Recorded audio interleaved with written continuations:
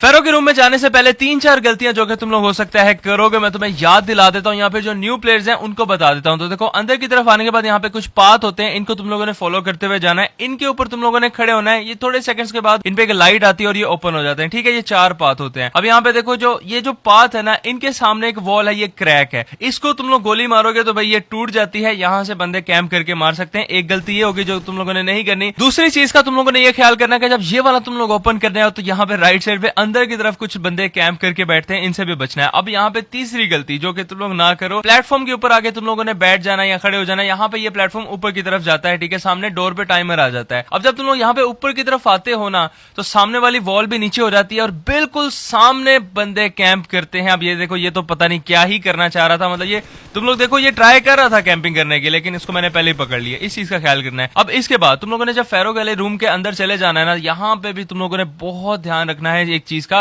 Right और left पे 2 दरवाजे होते हैं, आई थिंक वो भी पहले बंद होते हैं, वो ओपन हो जाते हैं।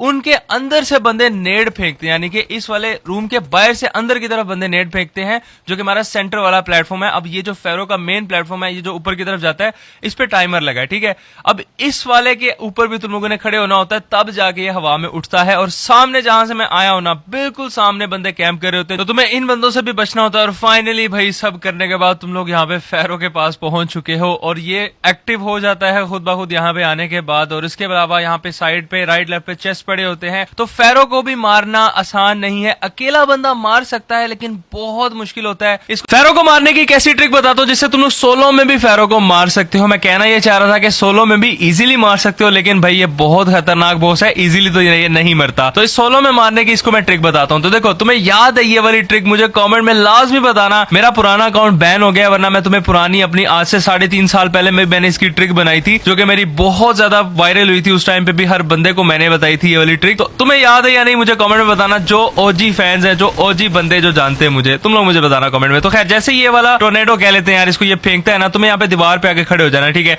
तो जैसे ही तुम्हें टच करेगा, तुम लोग हवा में उड़ जाओगे। तुम्हें यहाँ पे लेज ग्रैब करना है, लाजमी से लेज ग्रैब करना है। पहले आई थिंक लेज ग्रैब नहीं होता था, पहले डायरेक्ट आ जाता था, बट अब लेज ग्रैब करना पड़ेगा। और यहाँ पे आने के बाद ऐसा नहीं है कि अभी भी तुम लोग बहुत आसानी से इसको मार लोगे, नहीं भाई। एक M249 अपने पास रखनी ही रखनी है। इसका एंड पे एक रेज मोड एक्टिव होता है उसके लिए। तो यहाँ पे देखो, 2 अटैक इसके सिर्फ तुम्हें यहाँ पे टच करेंगे। एक अटैक मैं तुम्हें दिखाता हूँ, अभी ये करेगा। तो यहाँ पे देखना, ये वाला अटैक जो है ना, ये तुम्हें डैमेज कर जाता है बाज दफा। और इसके अलावा यहाँ पे देखो, अगर तुम्हारी एमओ खत्म हो जाती है मेरी तरह, तो भाई तुम्हें एमओ लेके आनी पड़ेगी नीचे से। यहाँ पे नीचे एमओ पड़ी होती है, ये एमओ उठाओगे। इसके बाद तुम लोगों ने वापस से इसी टोर्नेडो की मदद से फिर से ऊपर की तरफ आ जाना है। अब यहाँ पे मैं इसको डैमेज करता जाऊंगा, तो देखो अब इसका रेज मोड एक्टिव हो गया है। और इसके बाद जैसे ये हवा में उड़ना शुरू करेगा, तो ये सैंड स्टॉर्म फेंकता है। और अब मेरी नीचे की तरफ देखना, हेल्थ किस तरह से जाना स्टार्ट होगी। ये देखो भाई, जब भी ये हो मैं लाजमी से अपनी हेल्थ फुल रखनी है। और मेरा हेल्थ बार देखो भाई, एक दफा कितना ज्यादा कम हो गया है। तो इससे तुम लोगों ने बचना है, इस सैंड स्टॉर्म से, वरना ये तुम्हें खा जाता है। यार तुम्हारे भाई ने इसको मार तो लेना ही था। तो मैं जैसे यहाँ पे इसको मारता हूँ, अब इसकी एक्टिंग स्टार्ट हो जाती है। और नीचे इसके बच्चे लड़ रहे हैं दोनों, इनको भी मारना पड़ेगा। तो इनको भी मारने के बाद यहाँ से सारी की सारी जो लूट है, तकरीबन 3 से 4 बंदों की लूट होती है, तुम लोग उठा लो। और मैं यहाँ पे पंगे ले रहा था, मैं वेट कर रहा था, जो जोन है वो छोटा होता है, फिर यहाँ से एग्जिट करके जाऊंगा।